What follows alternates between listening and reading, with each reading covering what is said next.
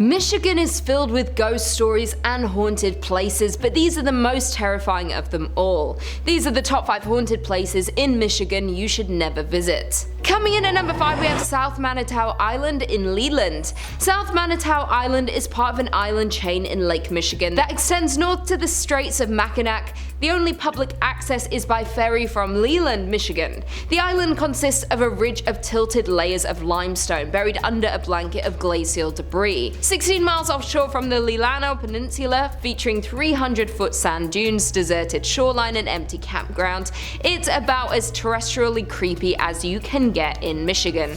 In the 1800s, the island became a popular harbor for ships traversing the newly built Erie Canal into the Great Lakes and on to Chicago. One local legend surrounds a ship full of passengers stricken with cholera stopped at South Manitou, where sailors buried their victims in a mass grave, some of them still alive at the time. Soon after this incident, the first appearance of ghosts and hauntings began. The mass grave is believed to be near the old cemetery just north of the Bay campground. This is also near where the old dock used to be located. Additionally, the passage between mainland Michigan and Manitou is one of the deadliest sections of Lake Michigan. This is due to a sudden weather change, creating a navigational hazard, causing over 50 known shipwrecks. Traffic was quite busy here during the late 1800s, and there were frequent accidents where ships would literally run into each other. Off the coast of the island lies the shipwreck of the SS Francisco Morazan, where rumors say a young island boy died after trying to explore on his own. There are also 2 cemeteries on the island and an ancient cedar forest where voices are said to be heard. The haunting of this island is so bad it has driven park rangers to go mad and demand to be taken off the island. One ranger even confessed to hearing voices, footsteps, and slamming of doors inside buildings that were otherwise unoccupied. Coming in at number 4, we have Masonic Temple. With over 16 floors and 1,000 rooms, this Gothic temple is one of the most striking buildings in Detroit. Furthermore, this is the largest Masonic temple in the world. According to rumors, there are hidden passageways, rooms, and staircases, so be careful as you might get lost quite quickly within the walls of this temple. The most famous urban myth associated with the temple is that of the architect George D. Mason. Legend has it that Mason went bankrupt funding the construction of the temple. He was going through financial difficulties and was very close to foreclosure. Due to this stress, George D. jumped to his death from the roof. This story will back up the fact that many reports of a ghost climbing the steps to the roof of the building as if stuck in a loop of his darkest moment. Even scarier, additionally, guards frequently find the door to the roof unlocked, even when it was just checked moments earlier. Additionally, the temple has various cold spots and doors are reported to close suddenly. One of the roof doors is said to swing open just moments after it is locked by a watchman.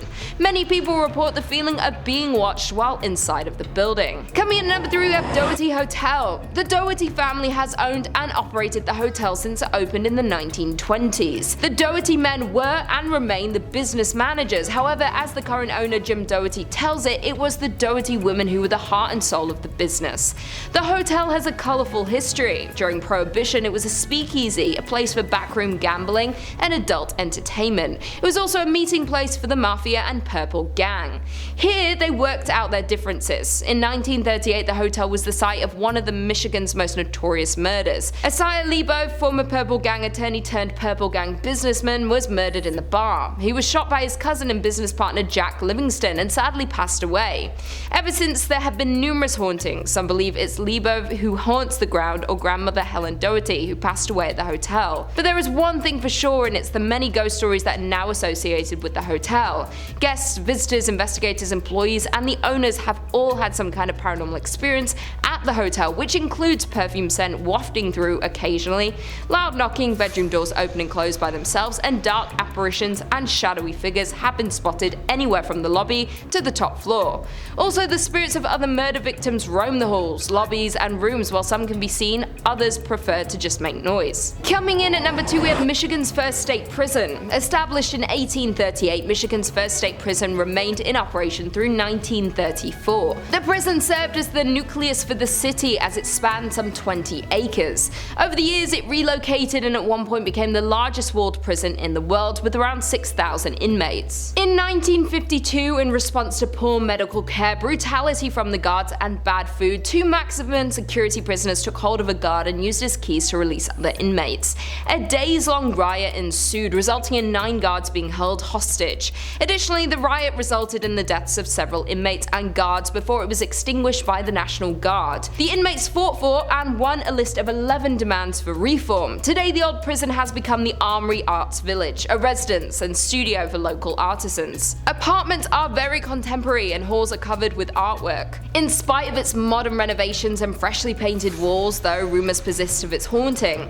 Visitors, workers, and artists of the space claim some prisoners and guards still haunt their former home. Residual sounds of riots are also frequently reported due to the prison's history of such occurrences.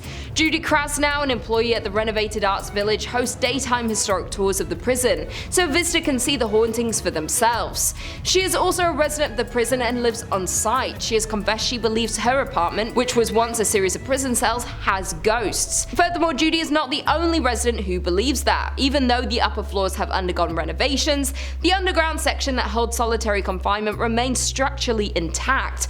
Although cells have been removed, there is intensity in this area that cannot be denied. And finally, in at number 1, we have the Whitney Restaurant. Located on Woodward Avenue, Restaurant Whitney was the former mansion home of David Whitney. David was one of the Midwest's wealthiest lumber barons at the turn of the century, and he built this magnificent 21,000 square foot home in 1894. The mansion was restored in the mid-1980s, and since then, reports of unexplained paranormal activities have been reported, such as shadow figures have been seen on the 2nd floor, disembodied voices have been heard, and other strange phenomena have occurred. It is known that the mansion is haunted by Whitney and his first wife Flora. Flora always wanted to live in a mansion but died before the home was finished, leaving Whitney to raise their 4 children. A year after Flora's death, Whitney married her sister Sarah, leaving Flora's ghost to forever live in distress. The paranormal activity within the restaurant is not for the faint-hearted, as there have been reports of the elevator traveling between floors on its own with no one inside to operate it. Furthermore, ghosts have been witnessed on the upper floors, with one staff member seeing an older man looking out the window. The staff member approached the man asking him to leave, and right before the staff's eyes, the man vanishes into the floor. Other reports include noises that sound like silverware and kitchenware being handled and or stacked in table settings keep getting moved around by some unseen presence. The outhouse is said to be the most haunted part of the property. It was originally built for Whitney's slaves and has been largely untouched for years, mostly due to the fear of paranormal. Inside the outhouse is a dining table that is set for the afternoon tea and has been untouched for as long as anyone can remember. Today is still perfectly set but covered in a thick layer of dust, adding to the ghostly atmosphere. The outhouse has no electricity, so sits in the darkness at night. A tour guide who once worked at the Whitney insisted that the building was haunted for his experiences working there.